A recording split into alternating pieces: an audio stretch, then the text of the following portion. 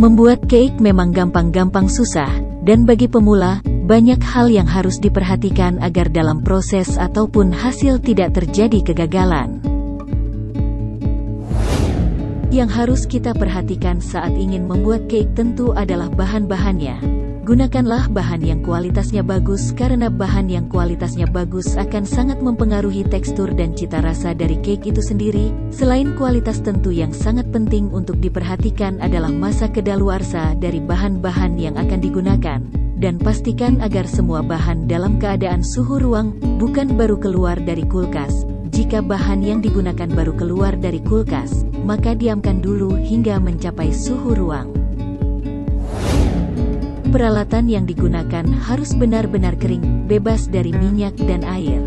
Jika peralatan yang digunakan basah atau berminyak, maka adonan akan susah mengembang.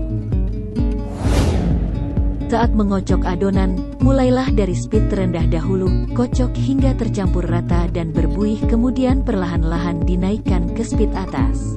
Saat adonan sudah putih kental berjejak, ciri-cirinya adonan berwarna putih dan jejak mixernya tidak mudah hilang. Dan saat mixer diangkat, adonan yang menempel di pengaduk mixer akan sangat lambat jatuhnya dan membentuk kerucut.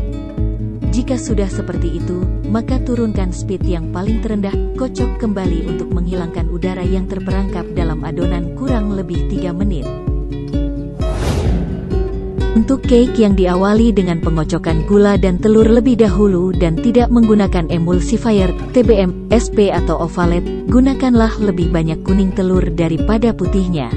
Dan saat menambahkan terigu, jangan mengaduk dengan mixer, cukup dengan spatula dengan teknik aduk balik, kecuali adonan menggunakan emulsifier. Penambahan terigu boleh diaduk dengan mixer dengan kecepatan terendah dan durasi yang sebentar saja, cukup tercampur rata. Jika di mixer terlalu lama, bisa menyebabkan adonan turun dan berpotensi membuat cake jadi bantat. Penambahan emulsifier pun jangan terlalu banyak.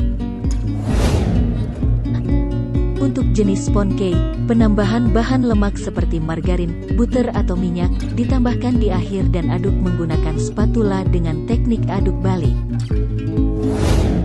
Penambahan baking soda atau baking powder jangan terlalu banyak, karena bisa mempengaruhi tekstur dan rasa.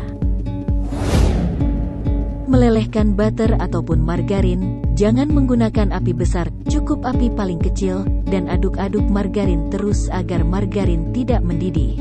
Saat margarin semuanya hampir meleleh, matikan api karena sisanya akan meleleh dengan sendirinya. Olesi loyang dengan margarin atau mentega, atau bahan pengoles loyang, sebelum adonan dimasukkan ke loyang. Sebelum dipanggang, hentak-hentakan loyang terlebih dahulu agar udara yang terperangkap dalam adonan bisa keluar, tujuannya agar cake tidak berpori besar dan tidak banyak remah. Selalu memanaskan oven terlebih dahulu sebelum memanggang, minimal 10 menit. Jangan sering membuka oven ketika proses memanggang berlangsung, karena jika oven sering dibuka, maka suhu oven akan berkurang atau tidak stabil yang bisa menyebabkan cake tidak mengembang atau bahkan cake akan mengempes. Untuk memastikan cake yang sudah matang, maka bisa dilakukan dengan tes tusuk. Jika sudah tidak ada adonan yang menempel pada tusukan, maka cake sudah matang. Untuk pemula, ikuti cara dan bahan-bahan yang digunakan pada resep. Hindari memodifikasi atau men-skip bahan yang tertera pada resep. Untuk pemula disarankan menggunakan emulsifier saat akan mengocok telur dan gula agar meminimalisir adonan turun saat pencampuran terigu, mentega dan bahan cair lainnya. Penggunaan TBM bisa menghemat penambahan telur dan menstabilkan adonan. Tapi, jika penambahan TBM dalam jumlah besar juga tidak disarankan karena bisa membuat cake menjadi seret. Cukup 1 sendok teh untuk 5 butir telur. Kegagalan merupakan proses dari keberhasilan, jadi jangan pernah takut untuk gagal, karena dengan kegagalan kita bisa tahu apa yang harus diperbaiki.